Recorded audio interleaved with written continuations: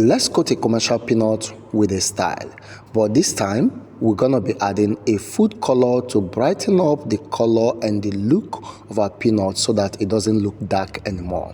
So firstly, I'm gonna measure 8 cups of flour into my bowl. You can see, yes. So we're gonna set this aside and move to the next step, which is mixing and dissolving your food color. And to do that, I'm going to put 1.5 cup of water in a bowl, then add a little of the food color to it, which is egg yellowing powder. This is how it looks, okay? Just a little, just with the tip of your measuring spoon. Mix this until it is properly dissolved. Egg yellow should be added to the water directly but not in emulsion.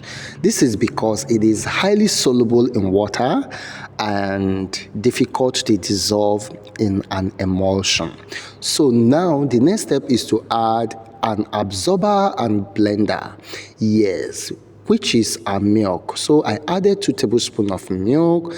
This milk addition will help to absorb the high intensity of the color and give your peanut a blended finishing. Okay, so next is to begin to add other ingredients, and to that we'll be adding a well-measured full cup of sugar.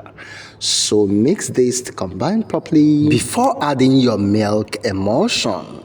At this point, when it comes to flavor, I advise you to freestyle. So I am adding my milk emulsion and also my cinnamon powder. Yes, this peanut is gonna be real nice and tasty, believe me, because these flavors that I'm using, the combination of these flavors is quite a top notch.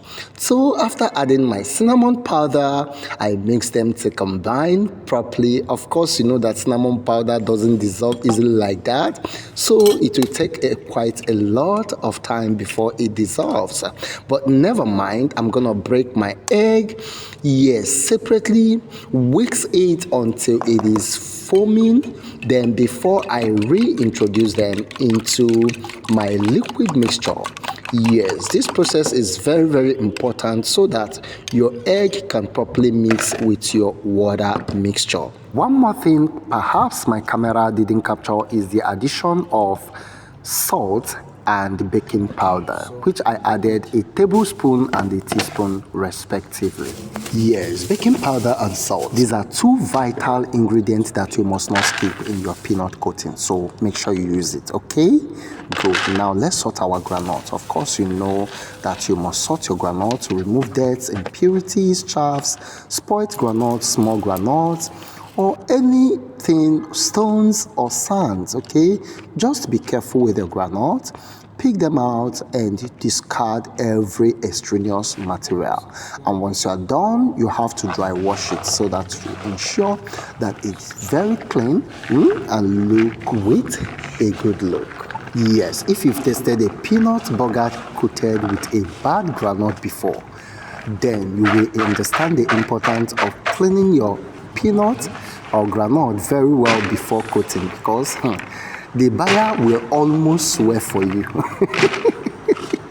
if you are not careful. So don't risk it, okay? Now it is time to coat our peanuts. In here is 3 bowls, one containing our sorted groundnuts, the other flour, and the other our coating liquid. So I started coating with the flour first. Flour was added to the groundnuts and then coated before introducing the liquid. The liquid and the flour should be added interchangeably while keeping eye on the coating condition of your peanut. What do I mean? Start with flour and then add liquid little by little. When the mixture looks dusty, then the coating job is requiring a liquid. And when it appears to be wetty, then you will need to go in with the flour. That is what I mean by interchangeably. I've actually had a quite number of peanut coating videos on this channel, where I explain how to code your coating sequence, dough build-ups, coating flour and liquid measurements, coating time and coating batch, as well as coating finishing. I'll leave a link for you in the description to check it out. You will learn a lot from them in case you've not watched the video. Once you're done coating, you have to give your peanut a smooth look through a finishing process. Your peanut comes round and look amazingly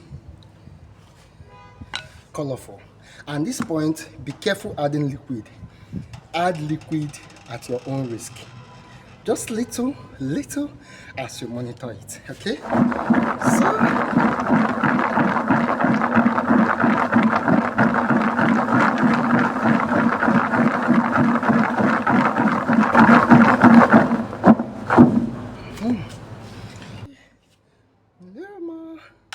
Yes. One more thing, during finishing, you must ensure that your peanuts do not cluster to each other. Rather, they are separate from each other, not dusty and not wetty. That is the principle.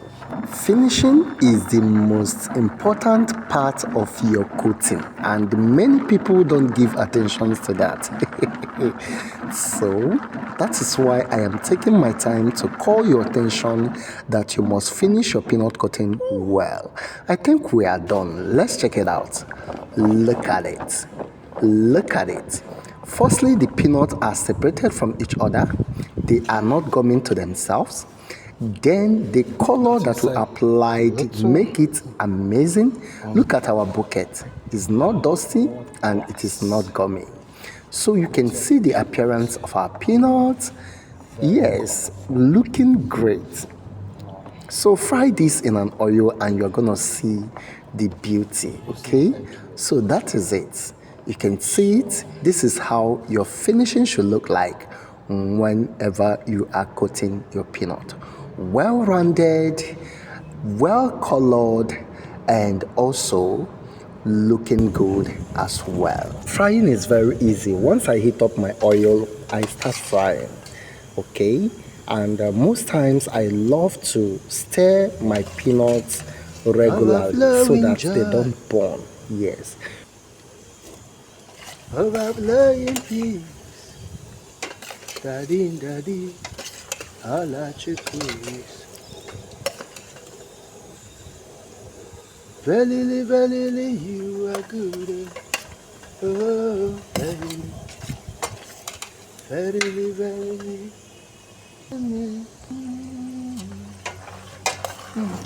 On a lighter note, so most people used to complain that their granules or their peanuts used to taste raw after frying, okay? So, and if that happens, it means your heat is too much. You can see how long it takes me or is taking me to fry these peanuts. Your peanuts don't need to brown immediately when you put it in oil. So most times it takes like 4 to 5 minutes or even 6 minutes before a batch is completely fried. Okay, so your heat shouldn't be too low and it shouldn't be too high. Please maintain it at a medium. Usually and mostly I turn my heat to be very low to enable me fry for a long time. By that way you are going to prevent your peanut from tasting raw after frying. I don't know if that is clear enough. Good. Verily, you are good. Oh, verily, you are so good. Verily. So check out the results. Isn't it colorful? Well blended and uniform. It's not the one that maybe there will be yellow some side, there will be white some side. No, everything is just in order. So that is the right way to apply your food color. I'm gonna package this and supply to the market.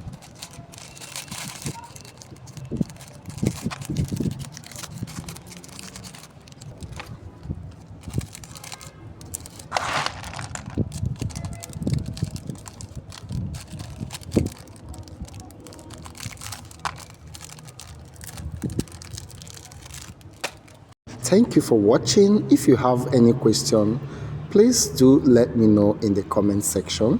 See you in the next one. Bye for now.